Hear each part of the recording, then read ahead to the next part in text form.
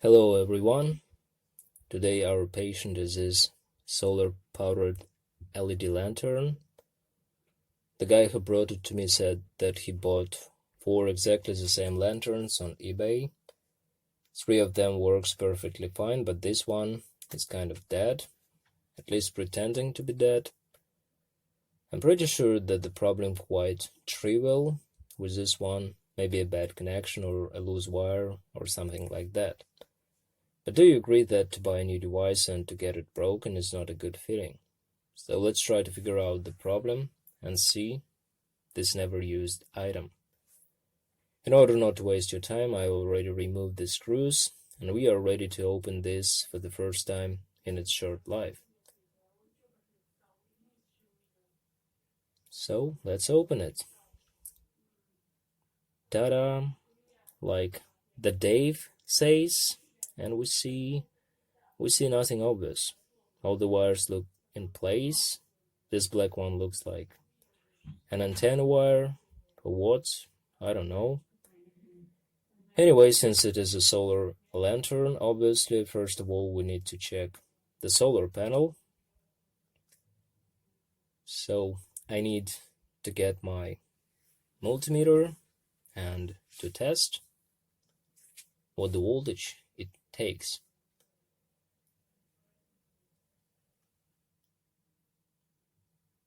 So let's test it.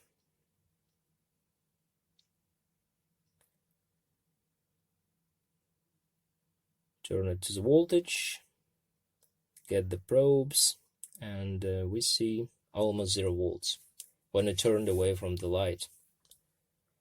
But when we turn it to the LED light, which is no doubt weaker than sun, we see, what do we see? 1.36 volts. Here we have to understand that we see loaded voltage, and if we measure the same panel in the same light conditions with no load, we will see more voltage, probably about 4 volts or maybe even more. I don't know. Maybe 5 volts. So after when we made sure that the panel is good, we need to turn the panel upside down in order not to be fooled by solar panel voltage and check one more time the actual voltage of the battery. Here's quite a big battery, not a standard one. By the way, this is not a usual lithium-ion battery, but lithium iron phosphate battery, which has nominal voltage of 3.2 volts and 3.65 volts when fully charged and about 2.5 when fully discharged. It's cheaper than lithium ion, but loses its capacity less than lithium ion and has a little bit less power density and has a higher internal resistance, hence outputs less current. So probably this battery is deeply discharged and cannot be awakened from deep sleep by a weak current of photovoltaic cell. So we need to take some power supply and try to charge it, put 3.5 or something volts and put the probes here and try to charge it. Probably everything would be great after that. Let's see. Okay, here we can see my power supply, if we can call it like this, but I really like it. Because I did it myself from scratch, a piece of wood, 2 resistors 100 watts each.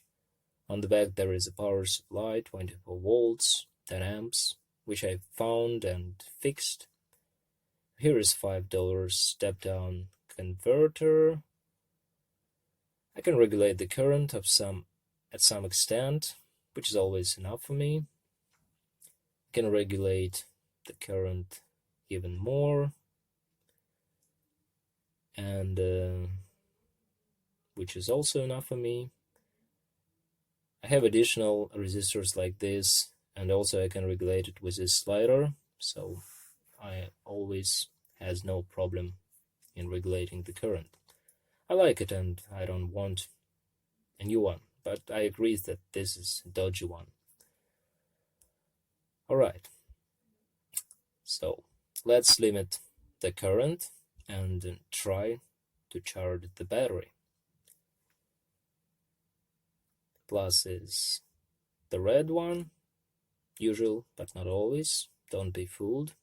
Here we can see the current being taken, battery is charging, which is a good sign. It's decreasing, so it means the battery is taking some voltage. Now let's try to remove the current limit and see. Now it should charge more, and we see 3 volts, which is much better. We can see that it's charging again, voltage is rising, which is good. And okay, now it jumped to 5 amps, sorry.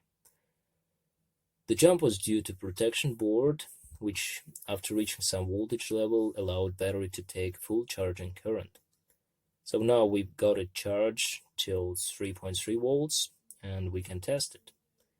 When we turn the light off, a Kani device turns on its own light. There is a presence sensor which also takes its part in turning on the light. So that's it. I think it's fixed. It's gonna live from now on. Of course, it's not a repair, and for repair people that video would not be useful, but I will download the video anyway because it can be used for people far from repair business, and they would be able to fix it ourselves, probably by charging this battery from another lithium-ion battery or something like this. So that's it for this guy. Thanks for watching. See you with another one. Bye.